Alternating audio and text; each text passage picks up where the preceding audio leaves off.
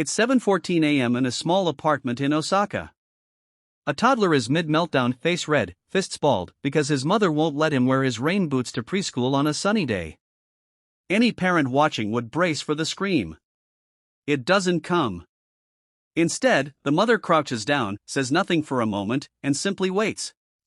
Within seconds, the child's breathing slows. He hands her the boots himself. No bribery. No countdown to 3. No raised voice. This isn't luck. It's a method. One that's quietly shaped generations of Japanese children into some of the calmest, most self-directed kids in the world. In international comparisons of early childhood behavior, Japanese preschoolers consistently rank among the most independent and emotionally regulated by age 5, often years ahead of children raised with more directive, adult-led discipline.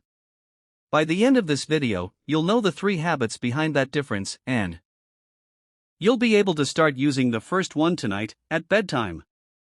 Now, you might be thinking, that only works because Japanese culture is different. Kids are just raised to be quiet and obedient over there. Here's what's fascinating, it's not obedience at all. It's the opposite. What looks like a calm, compliant child is actually a child who has been trained to regulate himself, not one who's been controlled into silence. And that distinction changes everything about how it's taught. Developmental psychologists have a name for what's really happening beneath the surface here. It's not about rules. It's about restraint, specifically, the adult's restraint. There's a concept Japanese parents lean on almost instinctively, something we'll call the pause principle. It's the deliberate, uncomfortable silence a parent holds before stepping in to fix, soothe, or correct a child's behavior. Western parenting, by contrast, is built on speed. The faster you intervene, the better a parent you seem.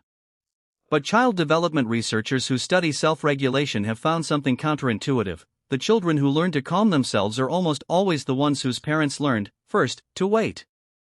That's the spine of everything we're about to cover. The first habit is what we're calling the pause principle, and it starts with the tantrum itself. Most Western parents are taught to respond to big emotions immediately. The moment a child starts crying, the instinct is to jump in, distract, negotiate, or shush. It feels like good parenting. It feels responsive. But watch a Japanese mother in that same moment, and you'll notice something strange. She doesn't rush. She lets the storm exist for a few seconds before she moves. That gap isn't neglect.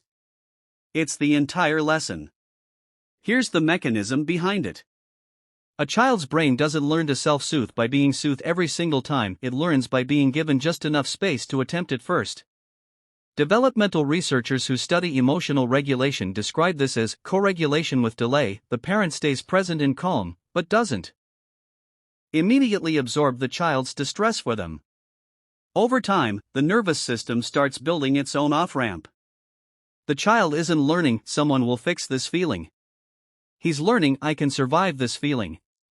Now here's the failure loop most parents fall into without realizing it. A toddler starts crying. The parent swoops in instantly, a snack, a toy, a distraction, anything to make the crying stop. And it works. The crying stops. In the moment, it feels like a win. But what actually happened is the child learned that big emotions get erased by outside intervention, not managed from the inside.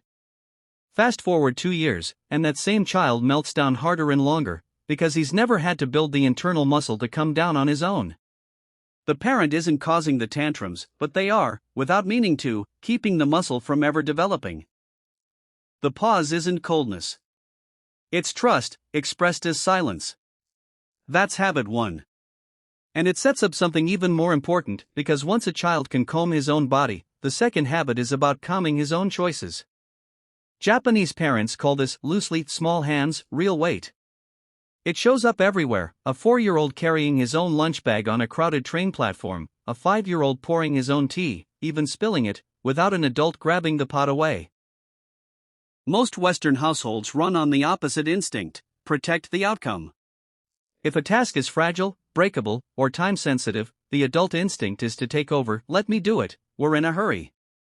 It's efficient. It's also, developmentally, a quiet theft. Child psychologists who study competence and autonomy point to something called mastery motivation, the internal drive a child builds only through completing real tasks with real consequences. When a parent removes the risk of spilling, dropping, or failing, they also remove the only mechanism that builds genuine confidence. Praise doesn't build it. Success doesn't even build it. Struggle, followed by small success, is what builds it. Here's the failure loop. A parent sees a child fumbling with buttons, shoelaces, or a heavy bag and steps in to help because it's faster, because the child is frustrated, because watching a kid struggle feels almost unbearable. And it is faster. But every rescue sends the same quiet message: you weren't going to manage that on your own. Repeated daily. For years, that message doesn't just slow down a skill, it teaches a child to doubt his own competence before he's even attempted something. The rescues that feel like love, in bulk, become the blueprint for helplessness. Small hands don't need less weight. They need real weight, sized correctly. That brings us to the third habit, the one that ties the other two together, and the one most parents skip entirely: the group over the individual. In many Japanese preschools, children as young as 3 are given classroom jobs, wiping tables, feeding the class rabbit, lining up shoes. Not as chores. As identity. The child isn't told you're smart or you're special. He's told, in 100 small ways, you're needed. Western parenting culture, especially over the last 2 decades, has leaned hard into individual praise: you're so smart. You're a genius, you're the best. It sounds encouraging. But researchers studying motivation have found that praise aimed at fixed traits, intelligence, talent actually makes children more fragile, not less. They start protecting the label instead of taking risks. A child told he's a genius avoids the thing that might prove otherwise. Contrast that with a child praised for contribution: the classroom was cleaner because you helped. That kind of feedback builds something praise for intelligence never can: a sense that effort matters more than identity, and that belonging is earned through action, not luck. The failure loop here is subtle. Parents praise outcomes and traits because it's quick, warm, and makes a child smile instantly. But trait-based praise creates a child who fears failure, because failure threatens the label he's been handed. A child raised on contribution, not comparison, doesn't fear falling short because his worth was never tied to being the best in the first place. You're not raising a genius. You're raising someone the room needs. So let's bring it together.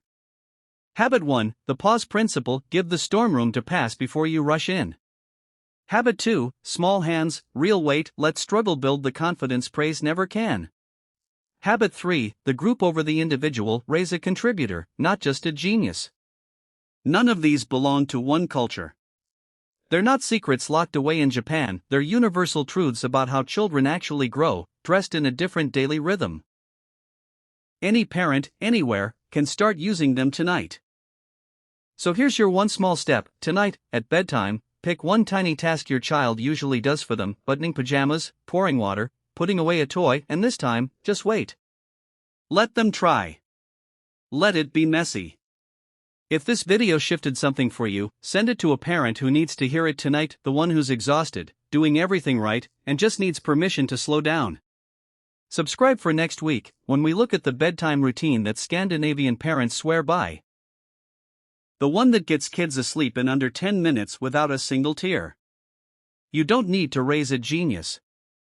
You just need to raise someone who trusts himself. And that starts tonight.